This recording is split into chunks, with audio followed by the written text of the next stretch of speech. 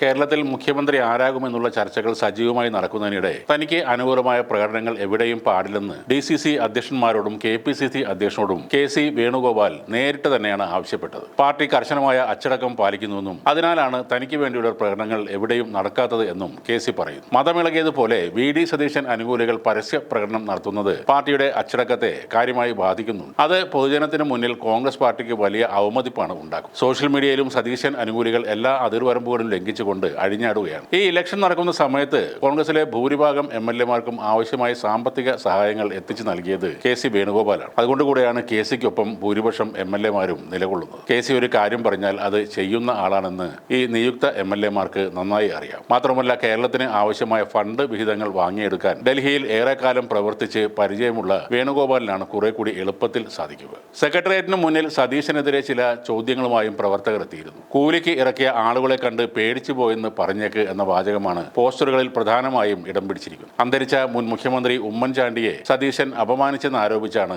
ഈ പ്രതിഷേധം. ഉമ്മൻചാണ്ടിയുമായി ബന്ധപ്പെടുത്തിയുള്ള ഫ്ലെക്സ് ബോർഡുകളിൽ സതീശന്റെ നേതൃത്വത്തെ ആർട്ടിഫിഷ്യൽ ചോയ്സ് എന്നും വിശേഷിപ്പിച്ചിട്ടുണ്ട്. ഈ ആർട്ടിഫിഷ്യൽ ചോയ്സിനെ കേരളം തിരിച്ചറിയുമെന്നും ബോർഡുകളിൽ പറയുന്നു. ഉമ്മൻചാണ്ടി സർക്കാരിനെ തീവെട്ടിക്കൊള്ളക്കാരുടെ സംഘം എന്ന് മുമ്പ് വിശേഷിപ്പിച്ചത് സതീശൻ അല്ലേ എന്ന ചോദ്യവും ഫ്ലെക്സിൽ ഉന്നയിക്കുന്നുണ്ട്. നിലവിൽ സെക്രട്ടേറിയറ്റിന് മുന്നിൽ സതീശനെ അനുകൂലിച്ച് സ്ഥാപിച്ചിരുന്ന ഫ്ലെക്സുകൾക്ക് മുകളിലായിട്ടാണ് പുതിയ പ്രതിഷേധ പോസ്റ്ററുകൾ പതിച്ചിരിക്കുന്നത്. K. സുധാകരനെ മാറ്റാൻ ദേശീയ നേതൃത്വത്തെ സമ്മർദ്ദത്തിലാക്കിയത് ആരാണെന്നും ഹൈക്കമാൻഡിനെ വെല്ലുവിളിക്കാൻ കൂലിപ്പട്ടാളത്തിനെ ഇറക്കി പ്രകടനം നയിച്ചത് ആരാണെന്നുമാണ് ഒരു വിഭാഗം പ്രവർത്തകർ ചോദിക്കുന്നത്. വോട്ടെണ്ണലിന് 2 ദിവസം മുമ്പേ പ്രത്യേക വിമാനത്തിൽ മംഗളൂരിലെത്തിയ VD സതീശൻ അദാനി ഗ്രൂപ്പുമായും ചർച്ച നടത്തിയതായി റിപ്പോർട്ടുകൾ വരുന്നു. അദാനി ഗ്രൂപ്പ് പ്രസിഡന്റ് കിഷോർ അൽവയുമായുള്ള സതീശന്റെ കൂടിക്കാഴ്ചയുടെ ദൃശ്യങ്ങൾ സ്വകാര്യ വാർത്താ മാധ്യമം പുറത്തുവിട്ടു. മെയ് 1 നടന്ന രഹസ്യ കൂടിക്കാഴ്ചയുടെ കൂടുതൽ ദൃശ്യങ്ങൾ പുറത്തുവന്നതോടെ സതീശന്റെ അദാനി NDA കൂട്ടുകെട്ടും ചർച്ചയായി മാറുകയാണ്. കോൺഗ്രസ് നേതൃത്വം അറിയാതെയുള്ള ഈ സന്ദർശനത്തിൽ കർണാടകത്തിലെ NDA നേതാക്കളുമായും VD സതീശൻ ചർച്ച നടത്തിയിരുന്നു. കൊച്ചിയിൽ നിന്നും മംഗലാപുരത്തേക്ക് സതീശൻ നടത്തിയ ചാർട്ടേഡ് വിമാനയാത്രയുടെ ചെലവ് വഹിച്ചത്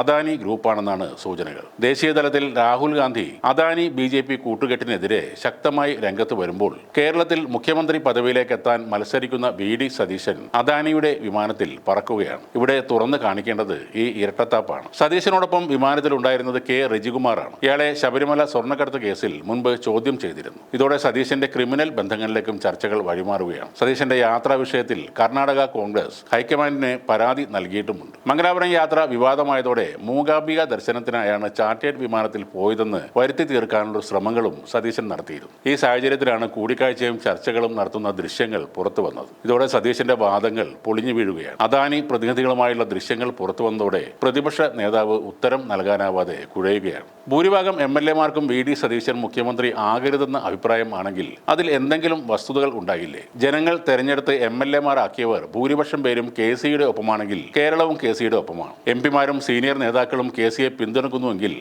അദ്ദേഹം ആ സ്ഥാനത്തിന് അർഹൻ ആണെന്ന് തന്നെയാണ് അതിൻ്റെ അർത്ഥം.